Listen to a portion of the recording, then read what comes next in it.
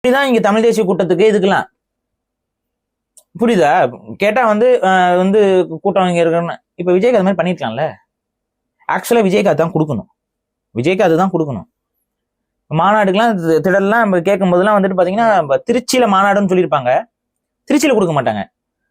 திருச்சிக்கும் பெரம்பலூருக்கும் நடுவுல ஒரு பொட்டை காடா இருக்கும். அந்த பொட்டை காட்டுல ஒரு இடத்துல வந்து இங்க மாநாடு போட்டுக்கோங்கம்பாங்க. நம்ம எல்லாம் டிராவல் பண்ணி அங்க ஒரு பாத்ரூம் வசதி இருக்கா ஒண்ணு இருக்காது. ஆனா தேவைப்படுறவன் அங்க வந்து பேசிக்குவான். இன்னொன்னுங்க, நம்ம சைட்லயும் ஒரு சில குறைகள் இருக்கு. அவர் பாட்டு பண்ணையூர்லயே உட்காந்துட்டு இருந்தாப்புல. பனையூர் வந்து எல்லாரும் அவர் என்ன சொன்னாப்ல, நான் வெளியே வந்தா கூட்டம் வருது, நெரிசல் வருது, அது எனக்கு பிடிக்கல, வேண்டாம். இதை விஜய் சொன்னாரா இல்லையா? இல்ல, நம்ம சொன்ன தப்புன்னு நம்ம தான் ஏத்துக்கணும் போல. விஜய் சொன்னாரா இல்லையா?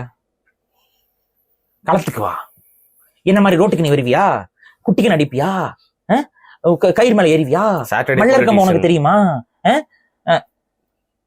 பேசுனாங்களா இல்லையா? எல்லா அரசியல்வாதியும் நாங்க யாரு தெரியுமா, தரையில நீந்துவியா, விடுதலை சிறுத்தைலாம் தரையில நீந்துவியா, நீந்திலாம் காமிச்சாங்க, ஞாபகம் இருக்கா?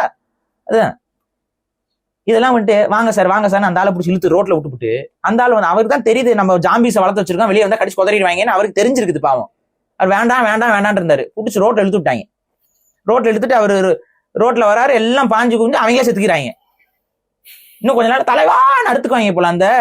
அந்த பேர் என்ன, நம்ம 1001 படம், அதுல வந்து இந்த பழி கொடுப்பாங்க, அந்த மாதிரி தலைவா அப்படின்னு அறுத்துக்கோ. எரிச்சல் வருதா இல்லையா? என்னடா லூசு பயல்களா, என்ன சொல்றதுன்னு தெரியல அவங்கள. இல்ல ஒரு எல்லாம் தமிழனாவும் போய் தொலைச்சிட்டாங்க. சின்ன பசங்க, எந்த புரிதலும் இல்ல, சின்ன பசங்க. நீ என்னடா, நீ முதல்ல வந்து நீ வந்து அரசியல் பேசி என்ன கிளிக்க போற? நீ ஏதாவது புரிதல் உனக்கு இருக்கா?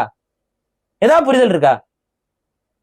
வந்து சினிமா வாசனத்தை பேசிக்கிட்டு, சினிமா பாட்டை பாடிக்கிட்டு, அங்க வந்து இதை மட்டும் துணி, சரி அந்த துண்டுக்கு ஒரு மரியாதை நீ கொடுக்குறியா? ஃபுல்லா செருப்போட இந்த துண்டு தான் கீழே கிடக்கு.